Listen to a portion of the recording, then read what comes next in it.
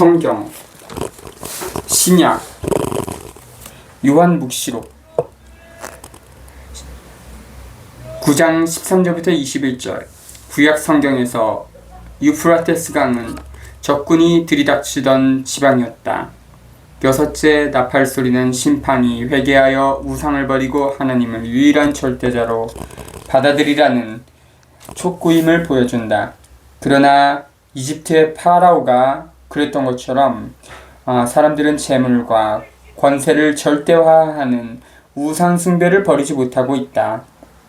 그 결과 악행을 버리지 못하고 늘 우상을 흠숭하고 섬긴다.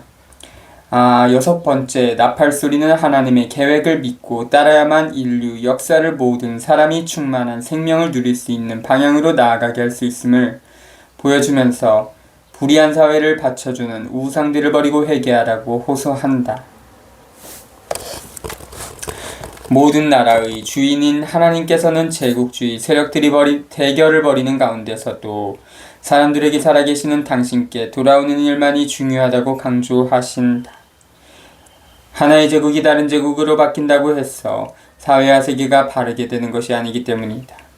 박해를 받던 공동체들은 스스로 절대 권력을 가지고 있다고 여기는 로마 제국주의를 하나님께서 심판하고 무너뜨리시리라는 확신으로 용기를 얻는다. 지배 권력들과 제국들의 대결로 무수한 사람들이 죽어간다. 우상을 만들고 우상을 숭배하는 자들은 스스로를 비인간화하고 죽인다. 우상 숭배를 버리지 않는 자들은 죽이는 무기에 희생당할 것이다.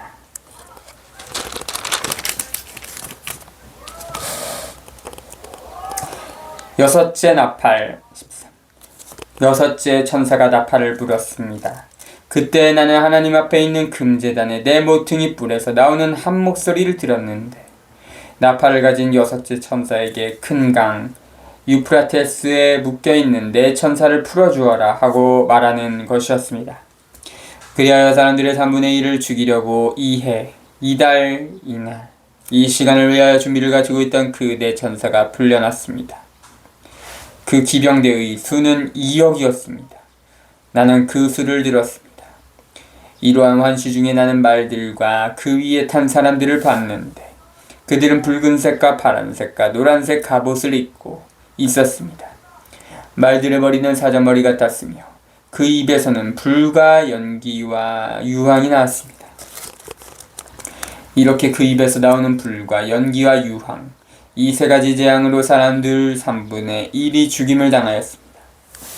그 말들은 권한이 입에도 있었고 꼬리에도 있었습니다. 뱀과 같은 그 꼬리에 머리가 달려 그 머리로 사람을 해쳤습니다. 이 재앙으로 죽임을 당하지 않은 나머지 사람들도 저희 손으로 만든 작품들을 단념하지 않았습니다. 오히려 마귀들을 숭배하고 또 보지도 듣지도 걸어다니지 못하는 금이나 은이나 굴이나 돌이나 나무로 만든 우상들을 숭배하기를 그치지 않았습니다. 그들은 또한 자기들이 저지른 살인과 마술과 불륜과 도둑질을 회개하지도 않았습니다. 천사와 작은 두루마리 10. 나는 또 큰 능력을 지닌 천사 하나가 구름에 휩싸여 하늘에서 내려오는 것을 봤습니다. 그의 머리에는 무지개가 둘러 있고 얼굴은 해와 같고 발은 불기둥 같았습니다. 그는 손에 작은 두루마리를 펴들고 있었습니다. 그리고 오른발로는 바다를 디디고 왼발로는 땅을 디디고서 사자가 포효하듯이 큰 소리로 외쳤습니다. 그가 외치자 7 천둥도 저마다 소리를 내며 말하였습니다. 10장 1절부터 3절. 큰 능력을 지닌 천사는 하나님의 큰 개입을 가리킨다. 이 개입은 자비로운 개입으로서 모든 사람과 모든 백성에게 미친다. 열린 책자는 복음이다. 복음의 전환은 분명하고 보편적이다. 하나님께서는 모든 사람과 모든 백성이 회개하여 구원받기를 바라신다. 요한은 다시금 땅 위에 있다. 요한은 강력한 천사를 본다. 그 천사의 특징은 거룩한 변모때 그리고 살아계시는 존재로서 나타나실 때 드러난 그리스도 자신의 영광을 상기시킨다. 이 천사는 예수님의 부활과 그 효과가 새로운 세계의 기초를 이름을 보여주고자 한다.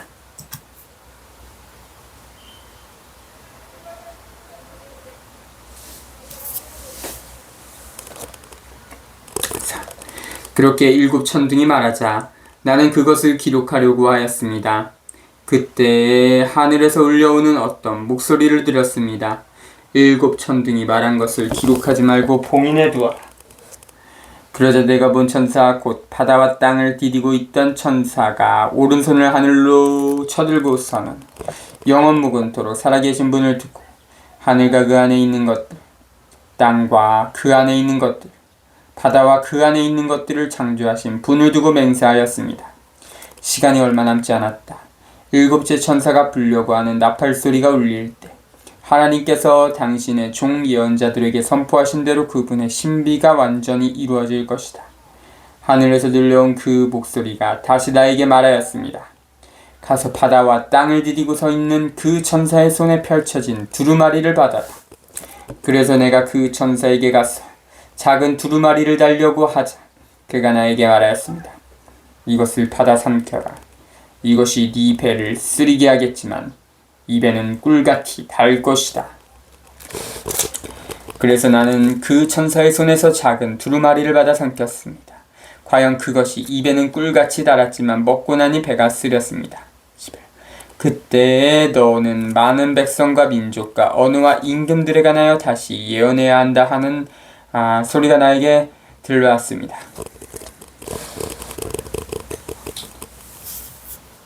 4절부터 10절.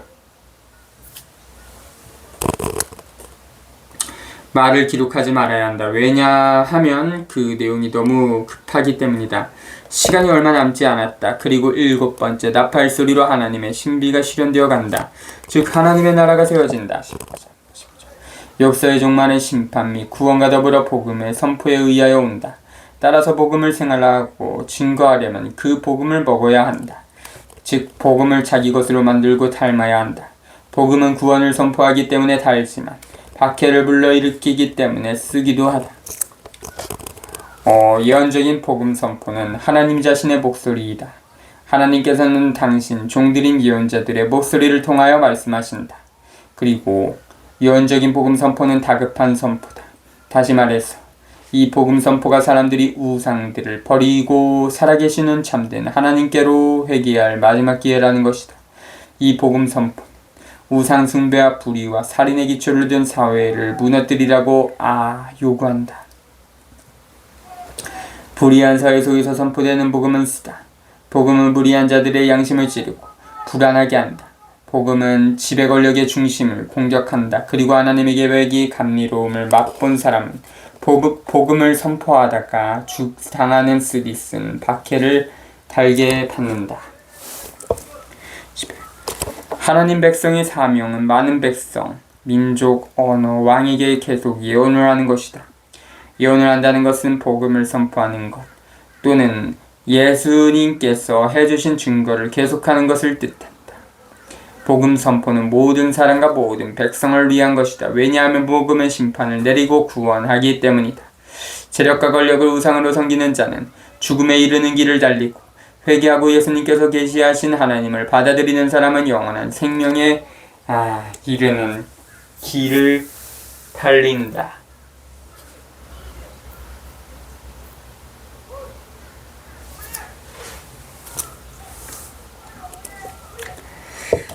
두 증인 10일 그리고 나에게 지팡이 같은 잣대가 주어지면서 이런 말씀이 들려왔습니다. 일어나 하나님의 성전과 제단을 재고 성전 안에서 예배하는 이들을 세워라. 성전 바깥들은 재지 말고 내버려 두어라. 그것은 이 민족들에게 주어진 것이다. 그들이 거룩한 도성을 42달 동안 짓밟을 것이다. 11장 1절부터 2절 성전, 제단, 예배하는 사람들은 하나님의 백성을 상징한다. 측량은 보호와 변함없음을 나타낸다. 나머지 세상은 역사가 끝날 때까지 이방인의 지배를 받는다. 42달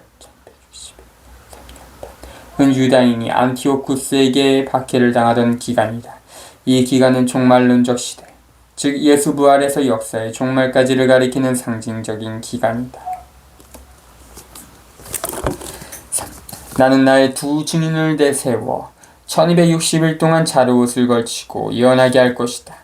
그들은 땅에 주님 앞에 서 있는 두 올리브나무이며 두 등잔대입니다. 누가 그들을 해치려고 하면 그들의 입에서 불이 나와 그 원수들을 삼켜버립니다. 누가 그들을 해치려고 하면 그는 반드시 이렇게 죽임을 당하고 맙니다.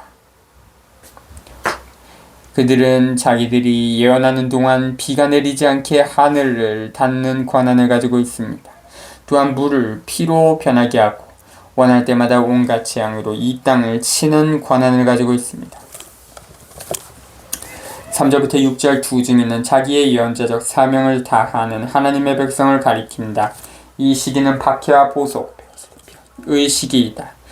직하 14에서 두 올리브나무는 하나님의 백성을 다시 일으켜 세울 두 우두머리, 정치의 우두머리와 종교의 우두머리를 상징한다. 요한은 새로운 하나님의 백성이 복음을 선포하는 그리스도인들로 이루어짐을 보여준다. 새로운 하나님 백성의 구성원들은 땅을 비추는 빛이고 모세와 엘리야처럼 예언자들이다. 예언자들은 지배 권력이 사람들을 짓누르고 못살게 구는 짓을 고발하고 저항한다. 우상들로 가득 찬 불의한 사회와 아주 갈라선다. 소비주의에 물든 사회를 고발한다. 사회와 세계와 온 인류가 하나님의 거처가 되기까지 쉬지 않고 저항한다. 7절부터 10절 예언한다는 것은 진리와 진실을 말하는 것을 뜻한다. 그래서 예언을 하다가는 박해를 받게 되고 죽임까지 당할 수 있다. 짐승은 로마 황제의 권력과 같은 절대 권력을 섬기는 우상 숭배를 가리킨다. 큰 도성은 그 절대 권력이 자리 잡은 곳이다. 그 도성 안에서 절대 권력은 소돔의 문란한 생활, 이집트의 억압, 예수님을 십자가에 못 박아 죽인 예루살렘의 불의를 다시 만들어낸다. 사람들은 예수님의 증인들이 죽임을 당하는 것을 보고 히히거린다. 사실상 예언자들은 자기네 우상을 버리고 싶지 않은 사회의 불편한 존재다. 제국주의라는 짐승을 고발하고 그에 저항하는 예언자들은 죽임을 당하기까지 한다. 제국주의는 억압과 착취와 살인을 일삼는다. 불의한 체제는 예언자들을 죽이고서 큰 기쁨을 느끼고 커다란 죽음의 축제를 벌인다. 예언자들을 아주 없앤 줄로 안다. 그러나 예언자의 정신은 결코 죽지 않고 예언자들은 계속해서 생겨날 것이다.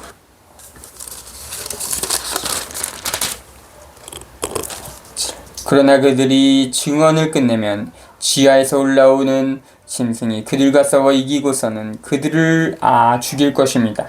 그들의 죽음은 그 큰 도성의 한 길에 내버려질 것입니다. 그 도성은 영적으로 소돔이라고도 하고 이집트라고도 하는데 그곳에서 그들의 주님도 십자가에 못 박히셨습니다.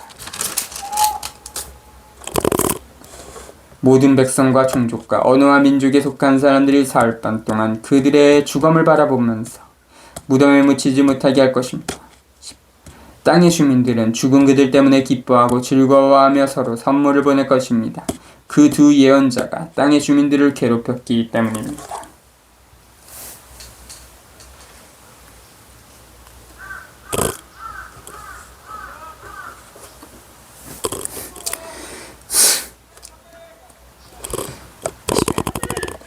그러나 사흘 반이 지난 뒤에 하나님에게서 생명의 숨이 나와 그들에게 들어가니 그들이 지발로 일어섰습니다.